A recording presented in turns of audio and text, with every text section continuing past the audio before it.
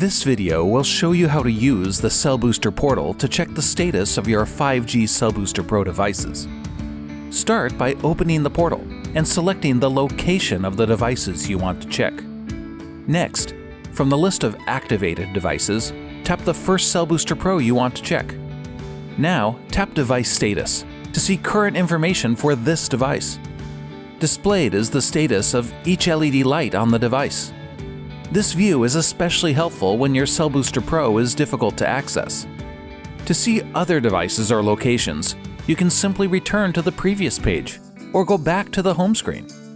For information on troubleshooting any issues indicated by the LEDs, please refer to the 5G Cell Booster Pro product guide, which is available for download on the AT&T Cell Booster Pro page. And if you need any help setting up your device, call our technical support team at 877-996-7017. And thank you for being an AT&T customer.